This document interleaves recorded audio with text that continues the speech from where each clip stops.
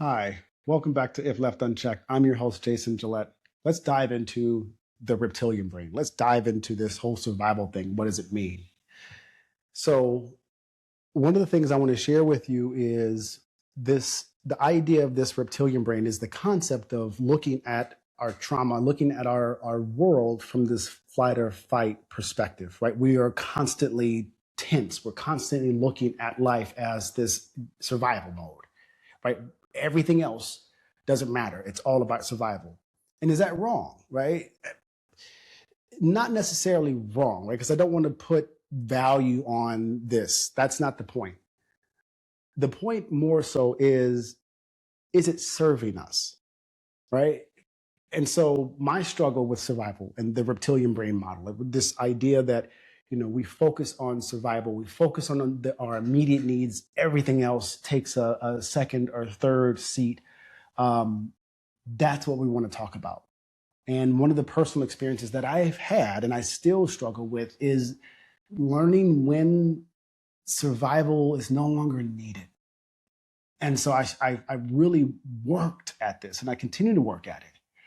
I grew up homeless, right? I grew up in a very really rough situation as a kid, right? And survival was all I knew.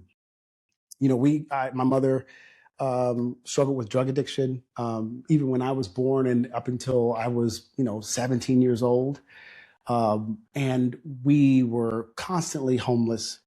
We were constantly, housing was always a thing. Food scarcity was always a thing. The basic utilities were a thing. Having lights, that wasn't something that we were accustomed. It wasn't like you turn we knew that could go off at any moment. Survival was real for me for the majority of my life, especially up until I was, 19 years old, 20 years old. I feel like when you are in survival mode, if you're constantly stuck in that phase of life where you're just surviving, you start to miss out on some of the more important things in life that actually bring value to the life that you have. We get so wrapped up in, I gotta get this, I gotta get that, and we miss it. Right? There's an old story of the fisherman and the businessman, and the fisherman would be in the lake fishing, and the businessman would walk by and see him, and man, I can't wait till I get to enough money to have that. And the concept of the story is that he asks the fisherman, how do you just go and fish all day? He's like, I grab a boat and a rod and I fish. As opposed to the other way, the businessman works till he can retire so he can do that. The idea is that there's a mode where we see something that is true, right? We have to have this for this to take place. That's a narrative, right? As opposed to just going forward. And survival mode is where we start to see a lot of those narratives play out, right? We start to see, and I take my personal example, you start to see yourself prioritize things that are not as important, but in your mind you justify them, right? Because they're part of this narrative of survival. I talked about the idea that I had a hard time hanging pictures in my house because there's this deep-seated reason that I thought it was all going to go away. So I didn't want to have to take those pictures down. And I hung up my first picture, and it was a thing.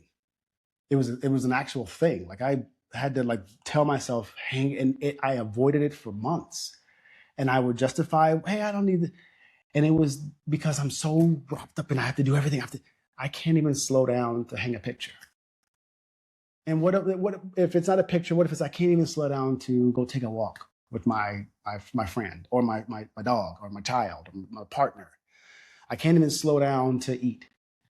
I can't even slow down to go check in on my family members or my friends that I care about. I don't have time. I can't slow down enough to give myself the proper rest I need, right?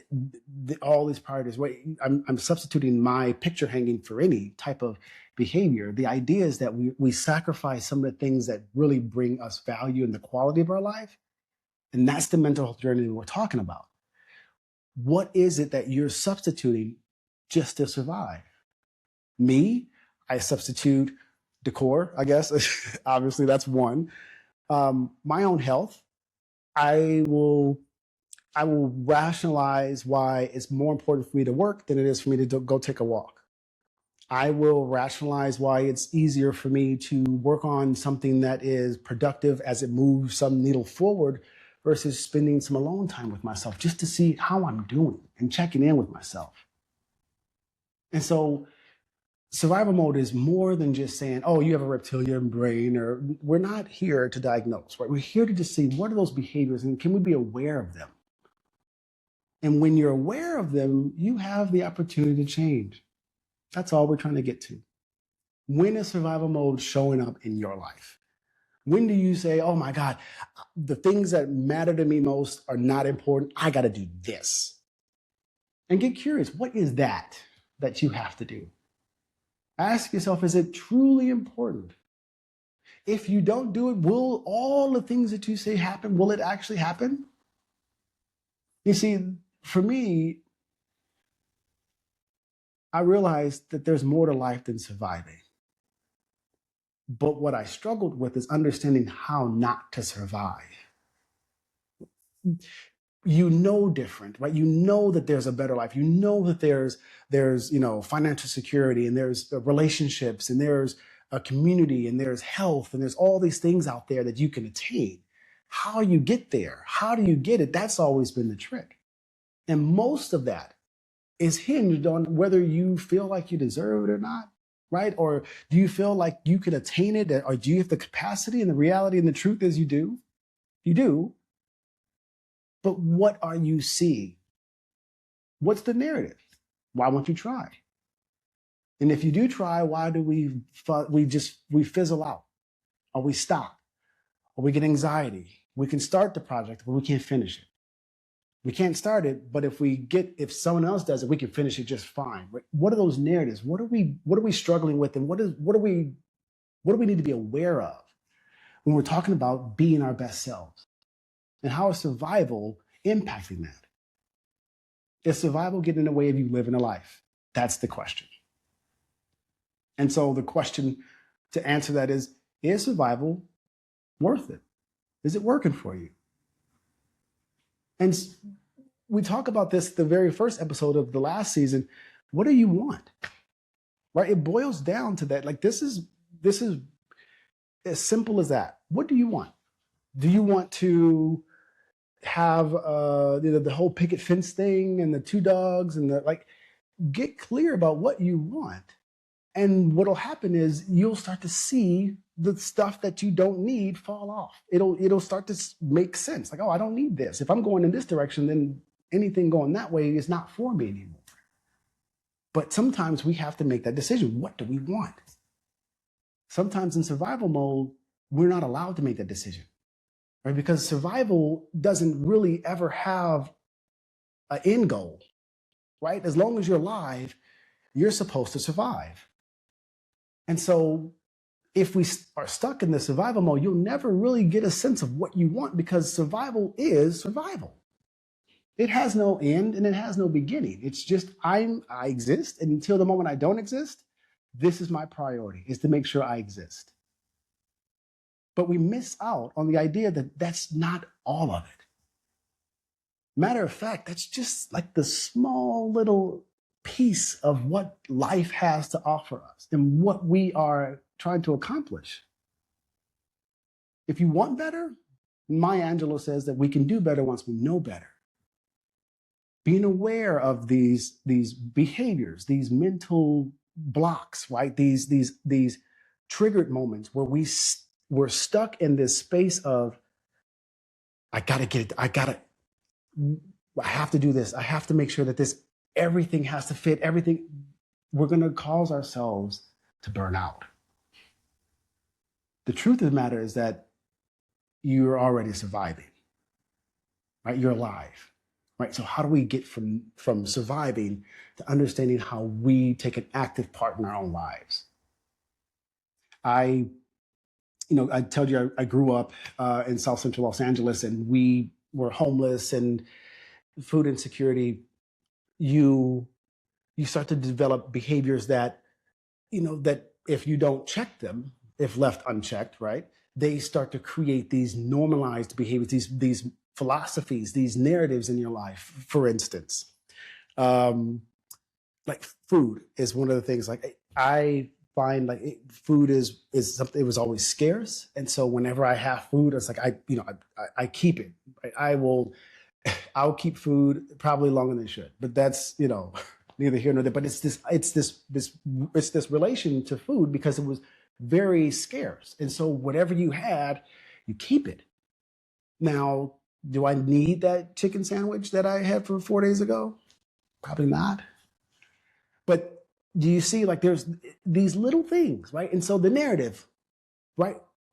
I need to keep that, like, because if we run out of food, at least I have that, right? You start to see yourself kind of manifest in these survival modes, even as you no longer need to survive. What is that? We're going to talk about that in the next episode. But what I want to talk about now is being aware of it. Be aware.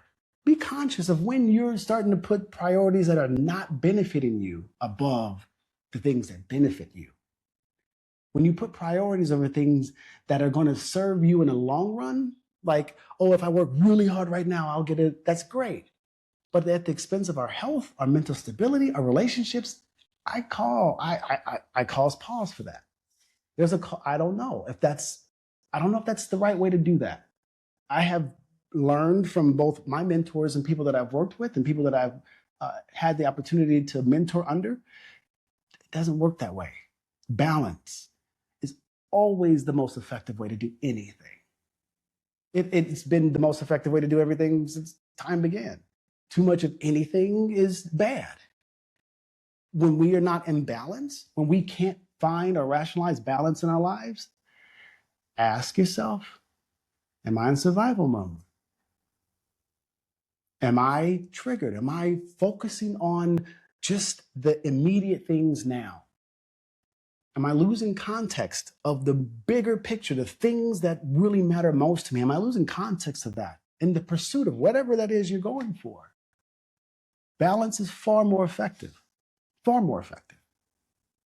As I learn and as I go through this, I share my experiences, because you get to a point where you think you have a pretty good grasp on life, and then you meet somebody who's got an even greater grasp on life, and they give you perspective. You're like, oh.